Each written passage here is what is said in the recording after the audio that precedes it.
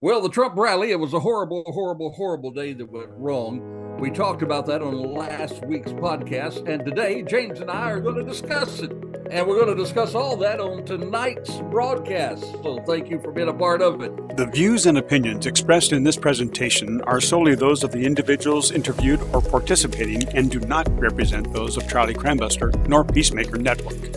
All individuals described or mentioned in the presentation should be considered innocent until found guilty in a court of law.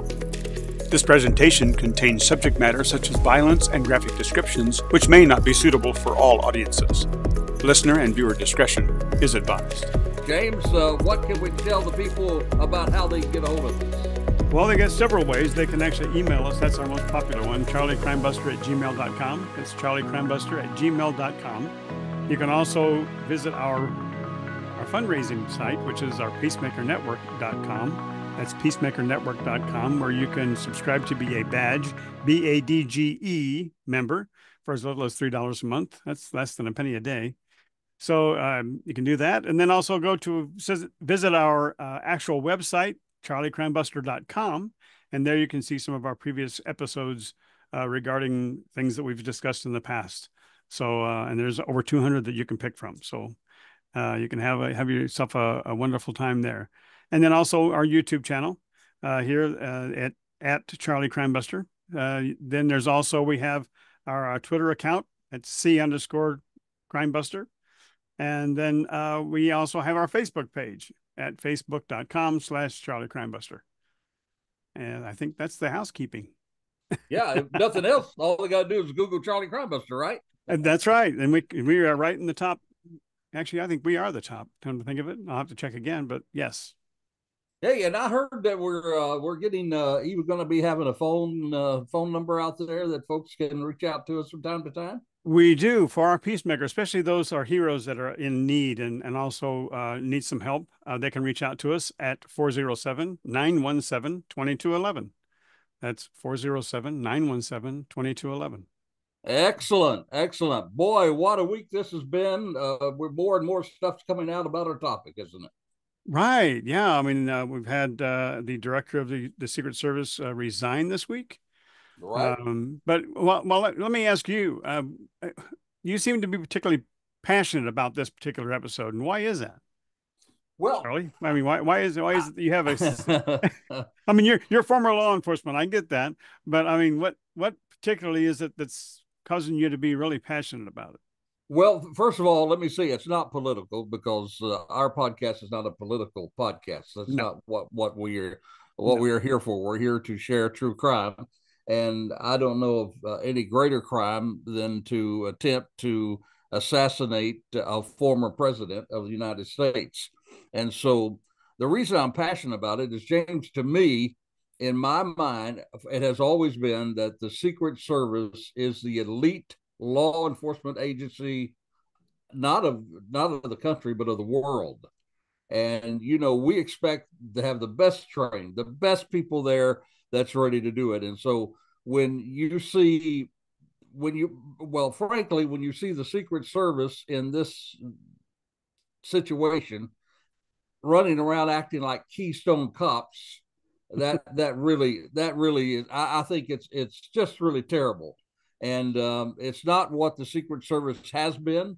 I don't believe it's what the Secret Service will be, but it was a very, very bad day to reflect the actions of the Secret Service on that day. So I'm passionate because this should be the best of the best that's out there. And if that's the best of the best that's out there, and with all of those glaring mistakes, then we've got some real problems that we need to correct very quickly in this country. I mean, it goes all the way up. I mean, even the director couldn't answer any questions. Yeah, yeah. They're having the all kinds of inquiries now, and in the inquiries, unfortunately, they did not get very much from the director. The very next day, I don't think she had any choice. She had to resign. If she hadn't resigned, somehow, some way, they were going to get her fired. So, yeah. Well, that was one of the things that one of the, I guess there was like a panel that they put together. MSNB put together a panel that was asking about the shooting. And one young lady stated that she should not even have the option to resign. She should have been fired on the spot. Yeah, lots of folks think that she should have been fired rather than having the opportunity to resign. And I get it. She's the director. Mm-hmm. Maybe the director doesn't put put their feet on the ground on every event that the Secret Service protects, but there's an old saying, that the buck stops here, and it does stop here. When you have something like that going wrong, It's you've true. got to start at the top and say, hey, well, something's got to change. Right. Yeah. And when it starts failing at the top, then there's other areas that need to be. I mean, that's one of the. This is just one breach. I mean, there was several breaches in this whole Oh entire yeah, fiasco. yeah, and the thing about it is when we think about the mission to protect and I don't care whether it's Democrat, Republican, or Independent, uh, Hmm. to Hmm. to protect that person. You have to know that person, whoever they are, it's always been that these people have a target on them. They always do. The candidates do, and there's and who knows how many times. To the credit of the Secret Service, that they've been able to stop threats that we don't even know about, Right. Right. and they've done a whole lot of great things. I'm not trying to discount that, but it's very amazing that you can do all this great stuff. I know that my football coach used to tell me, when I got into the locker room after we won the previous game, he would always say, "Put the press clippings away, guys. Put them away. Hmm. That's Hmm. no good. What we're only as good as our next game, and the Secret Service is only as good as their next event." Right. I agree. I agree. In the podcast, you mentioned the name of the shooter, Thomas Crook. What is it that we know about him at this point? Well, we've learned a whole lot more about him, today than we knew during the day of this terrible, terrible day. Uh, we do know that he was 20 years of age. He was from about 43 miles away, there in Bethel Park. We know that he's a high school graduate who actually graduated with honors in science and in math. He also graduated from a community college, and was, on the path to be an engineer. He ended up having a job, I think, at like a nursing home, was helping with some of the nutritional services for the people that were there in the nursing home and the medical facility. And he was known as a kind of a quiet guy, but and he knew his way around weapons. He had gone to the gun range many times, and he certainly. We're learning a lot of things today that we didn't know. I mean, I did not know that today it just came out that they found that he had actually Googled how far it was that Oswell was away when he shot President Kennedy, Hmm. Hmm. and that he had actually visited this site. He did reconnaissance to this site prior to the day Hmm. of the rally. And so, this is a tragic story of a guy. I mean, he certainly was an intelligent young man, and I think what a waste of life that he did not pursue something that was wholesome. The thing about this is, I think when I think about this, I go back to that shooting in Las Vegas. Oh yeah. When and people say, well, what is the motive? And people are saying that about this. What would his motive be? Hmm. And in this situation, I believe his motive was that he wanted to be famous. And he wasn't famous in any other way. So this is the way that he sought to be famous.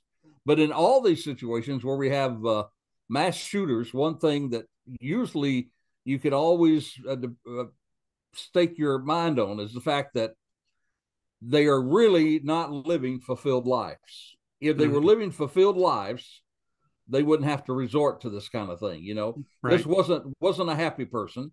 This wasn't a fulfilled person. This Hmm. wasn't a person who had a great devotion in his life that he wanted to provide for a family or something like this. This was a person who was very unfulfilled, and so I think it's really important as parents for us to make sure that our children are well rounded and fulfilled in life. Right. And see them drifting aimlessly, then let's try to get something in their life that will put them on the right track, I guess you say. some of his fellow students indicated that he was bullied. Yeah, I read yes, and then I read some others that say that it wasn't. But when have we ever had any of these shootings that word didn't come out? Mm-hmm. Mm-hmm. I mean, I that know. seems to be it seems to be a common denominator. And I don't know to the point now that it might be that people just say that, but say, well, he must have been bullied, but I think he probably was bullied. They did make some fun of him, and we see that so often in these situations. Right, right. Well, you mentioned in the podcast that he had, and also just recently, just a moment ago, you mentioned about the site being, he had done some reconnaissance on the site before actually going out there, and you also Right. mentioned something about a drone. What's up with that? Yeah, I was really shocked with this when we and this is the exciting thing about this case that keeps us interested and glued to trying to find everything we can out about it is that it's coming out every day. It seems like we're seeing something new. And I had read the fact that they found that there was a drone there, and they actually found, I guess, in going back and tracing how the drone had been used, that it had actually been flown over near the site to do reconnaissance. And I thought that was very amazing because you would think that any site that you're looking at for an event like this, that the law enforcement and the Secret Service would be monitoring that site for suspicious activity Mm-hmm. prior to the rally, even days prior to the rally. Mm-hmm. And this if you see somebody flying a drone around a site like that, then I think that's really suspicious. That's the reason why we have no fly zones. That when the president's around in his plane, there's a no fly zone. You don't fly near that plane. You don't get near that plane in the air. Right. And I think there certainly should be a no fly zone against unauthorized drones in places like this. So I was amazed at that. The other thing that I was amazed at is that they showed actually showed a list of officers that were assigned to the protective detail. And there was on that list a person who was supposed to be responsible for a drone. That is the law enforcement having a drone there and that was observing. But as far as we know, the law enforcement never put a drone in the air. And I think it's just really sad that they didn't put a drone in the air, but for sure this guy did. Uh-huh. It Mm-hmm. should be law enforcement and the Secret Service that should have had authorized drones looking all around the area all the time. Right. Right. Well, now that you mentioned local law enforcement and having a drone in the air, you seem to quite concerned about the Secret Service throwing the law enforcement under the bus. So can you explain that now? Yeah, that's my former life coming to live. I mean, I was the chief deputy of a sheriff's office, and Yeah. man, I have nothing but respect for law enforcement, for these local departments. When you think about it, these men and women are the one that really gets the job done. They handle more crime than all the federal agencies handle. They handle thousands and thousands of calls every day. They put their life on the line every day. They're out there on the front line fighting crime, Hmm. and these brave men and women are out there doing a wonderful job. And whenever I see something like I saw at the very beginning that the Secret Service said, well, this was outside of the perimeter, and because it was outside of the first perimeter, then it was local law enforcement, and so local law enforcement is at fault at this. Well, now it is true that the Secret Service does depend upon local law enforcement, but the Secret Service should be the one that is overseeing that to make sure that things happen like they should happen. And it is the Secret Service's responsibility to keep the protectee safe. We do know that the local Butler Police Department they were actually supposed to do traffic, but there were other law enforcement agencies there as well. But boy, you talk about a fiasco. We find now that they were on one radio talking to each other, and they could not talk to the Secret Service. So, Hmm. yeah, local law enforcement. Uh, there were some things that went wrong, but the buck still stops at the person that's responsible is the agency that's there their mission is to protect their protectee, and so that's the Secret Service. So I thought it was unfair the way that the Secret Service began at the very beginning to say, well, it was local law enforcement's fault. Mm-hmm. Well, then let's talk about Secret Service then. What are some of the things that went wrong? Well, first of all, and we're not telling any secrets. I mean, there are some things that I probably know that I wouldn't get into in a public podcast like this, but everybody knows that you start out with a plan of action. Mm-hmm. You have a plan, and that plan should have, in my opinion, should have had someone on that very roof that was 400 feet from the former president. There should have been somebody up on that roof. I think there should have been a sniper team up on that roof. I agree. And why there was not, I don't know. I just don't know. Now, we do know now that there was a sniper team in a window that was overlooking that roof. But when this suspicious guy was running around, both of those guys left that window to try to find the guy. Mm-hmm. And so they left the very post that was critical, the very place that he ended up crawling up and making that shot. These two guys, these two counter snipers, was out running looking for him. Now, what the idea is, if I was doing an event like this and planning security for an event like this, and I know the Secret Service does this too, we would have what we call rovers. Mm-hmm. And mm-hmm. that is people that would be able to respond to certain situations happening within the event. Yeah, but you don't leave your post. When you leave your post, you're leaving someplace unguarded, which is exactly what happened there. Exactly. And the Secret Service does this. I think they call them, the Go Team or something like this. But they're supposed to be a group of people that their responsibility is just to respond to, in events like this, to any suspicious activity and to be able to roam around. Mm-hmm. Unfortunately, that wasn't happening here. And what it ended up happening is that these two guys left that window that would oversee that roof. Now, there's been somebody who said, well, first of all, we know that the most ridiculous thing that was ever said was that it happened because it was a slanted roof. Yeah. that is just totally ridiculous. And boy, we've seen a lot of jokes about that since then. I saw, but that we know that just didn't fly.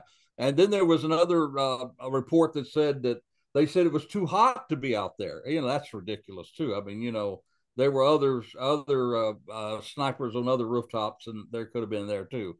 I do believe that they had it covered visually, but because they did not have the rovers, those guys shouldn't have never left that post to go to try to find him, because I agree. That was a critical spot right there. That was the kill. That was where you could get the kill shot. Right. And they left it. So, we know that went wrong. The other thing I think that really stands out to me is that the Secret Service was not as communicative with the local law enforcement that was there. They were on a separate radio band, and that should have never happened. There should be a radio band that all of them are on at the same time, so they could get real-time messages to each other. The other thing is they were aware of a threat, and in my opinion, they should have never allowed the former president to take the stage as long as they knew there was a possible breach there on the scene. I believe they should have held him from the stage until they were able to investigate the suspicious person and make sure that the former president wasn't in any danger. So, yeah, they made a whole lot of mistakes. And I think we're going to see more of them as it goes along, His speech had already begun when Thomas Crook got to the roof. So it wasn't like that he was up there before so that they could have prevented Trump from going on stage. The situation was that he was already on stage when Crook made it to the roof. Yeah, but it's kind of hard to.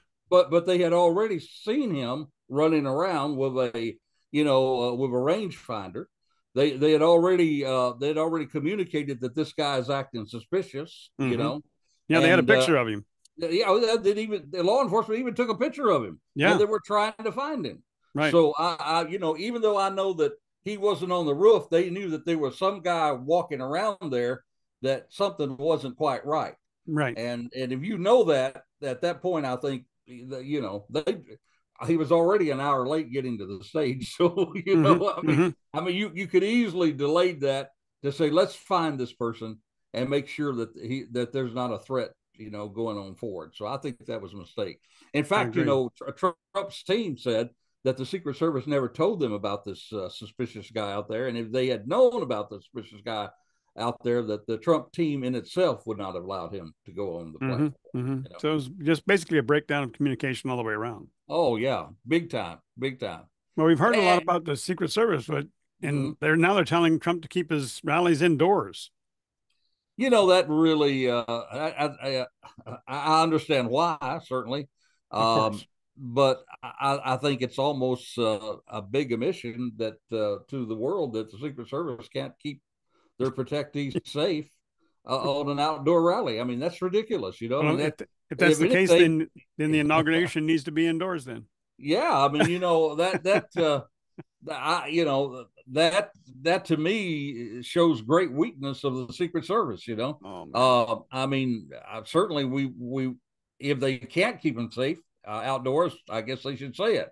But my right? question is, why can't you keep them safe outdoors? Exactly. Right. Because we can't live in a society where we have to have all of our events indoors. That will not happen. And unfortunately for the Trump campaign, most of he has large crowds outdoors. So this is it's going to be a challenge to them, I'm sure, to keep up their pace with the campaign.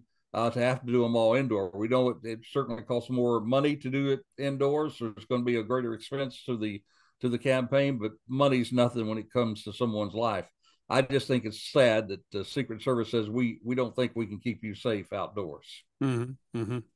Yeah, that's a huge admission right Yes, it there. is. Yeah, I huge, mean, huge omission. Yeah, wow. and sad part about it is that they could have kept him safe in this one if they had just done their job. I don't think he would have ever gotten on that roof. I agree. I agree. Yeah. Yeah, there was definitely a breakdown, and even local was even looking for him as well. Oh yeah. I mean, yeah, Local law enforcement. yeah, yeah. And what I'm really there are some things that I'm really interested in seeing if it'll ever be revealed. And one of the things is we know that he had a bike there, and he also had a car there. We know he had a drone there. He had bomb But equipment in his car. yeah, yeah. I guess the thing that I'm wondering is, it appears to me that the only time that the crowd and people ever witnessed him with a weapon in his hand, the rifle in his hand, was when he was crawling on that building. Yeah, So I guess my question is, where was the rifle? How did it exactly. how did it get there? Did he go earlier in the day and hide it somewhere? And if he did, wow, that's another breach, because you're supposed to go over every acre, every blade of grass before the event to make sure there's not a bomb there, there's not some there. You would think if he hit it beforehand, the Secret Service would have found it. Right, right. Yeah, Or but so we're it's amazing to me, how did he get to that roof with a rifle without anybody seeing that rifle before he got there? I know. You know, I've I raised mean, that same question. we've seen the videos of him walking around with a rangefinder. Uh-huh. We've seen him walking around several times. He even came up and almost went into the inside there, and then he turned back not to go through, the metal detector and everything. And they saw he was suspicious there. But the only time that I've seen, in all the videos that I've seen and all the pictures I've seen, that you could put that rifle with him was when he was crawling on the roof. So how did he get the rifle to that roof without being seen? Right. Yeah, You have I've asked you myself. have Do you have I, any idea? he's had to have hit it when he came out to survey the layout of everything. I think he hit it. He's had Yeah, to have hit it, because otherwise, him walking around carrying a weapon, that's real obvious. So he's had to have been there before. He's had yeah, to have planted it and left it somewhere where he could just grab it quickly and get up on the roof. yeah. So Uh, I really believe it was. I mean, he would have some kind of if a guitar case or something like that. You would have seen that. That would certainly be something suspicious if somebody was walking around with a case that was the length of a rifle. The Hmm. only other thing is that, and I don't know how well he was, how acquainted he was with weapons. Is you can break a rifle down, into smaller parts and then put it back together. Mm-hmm. So, but I just don't see that. I don't see that. I just don't know how he got that rifle up there without being seen. And if, like you said, and it could well be that he had been there earlier and planted that thing somewhere Mm-hmm. near there, Mm-hmm. then why didn't the Secret Service find this? Why didn't law enforcement find this? Because Right. you walk around those places. That's what you look for. You look for a bomb. Mm-hmm. If Mm-hmm. he could put a rifle there, then somebody could have put a bomb there. Well, And they automatically made the assumption that, well, it's too far away, or it's not, a bomb out there would not be a threat, but they didn't take into account that a weapon could be stored yeah, somewhere. that just like Oswald, he brought in what this bag that he said curtain rods were in there. Mm-hmm. When he went there in Dallas, and he had he brought that rifle in, and he put it up there, Mm-hmm. and the same way this guy somehow got that rifle up on that roof. Wow. So now we know that the head of Service has the head of Secret Service has resigned her post. Right. The director Cheadle, she's now gone, and I saw a whole series of questions that Mayorkas, was the director of Homeland Security, had put out questions asking about what happened on that day and wanting clarification. So, what are your feelings about the resignation, however? Well, I think getting back to the way we were talking at the first, I think she should have been fired. I think that the Homeland Security, who is over the Secret Service, the director of the Homeland Security, should have fired him. And Yeah. if not him, then the president should have told somebody to fire her. Because I mean, they just way too many things went wrong, and there wasn't any other. I don't think there was any other answer than that she had to go. And I think, very frankly, some other people are going to have to go. I mean, because Yeah. there were some really serious mistakes made. Serious mistakes. Yeah. Yeah, serious mistakes, because if local law enforcement dropped the ball, then whoever was over local law enforcement in those situations, they have to go too. I mean, Sure. it is a team. I mean, as a sheriff's department, we often work with federal agencies in a number of partnership situations, because you Mm-hmm. have to. I mean, the Secret Service doesn't have the manpower, and you have to work with that, but it has to be the kind of work that is done and coordinated very carefully, so that there's not breaches. And in Mm-hmm. this case, Mm-hmm. that certainly wasn't that way. I think both state and local authorities, as you mentioned at the start of the podcast, that the elite is the Secret Service. So the state and local authorities that were assigned to that rally basically assumed that the Secret Service had it all under control. You have to stay within your lane, as they say. Yeah. You can't It, overstep your bounds. one other quick thing about the Secret Service too is they're still up in the air whether they were up to their manpower strength Mm-hmm. that they should have been. Yeah. And Yeah. some people say that they were, because of this threat from Iran, and other people say they were not. And keep in mind that there were two other events going on that day at the same time. One which featured Jill Biden at a fundraiser. So some of the top Secret Service people were probably on these other events. So I think that one of the things they're going to have to look at is, do they have enough manpower? And of course, what that means is they're going to need more funding to hire more people. So Right. I think that's going to come out of it as well. I So agree. next week, James, we're going to keep on this, because there's still a lot more things to be said about it. So my next topic on the weekly podcast is going to be what we know now that we did not know then, and we're going to try to bring Awesome.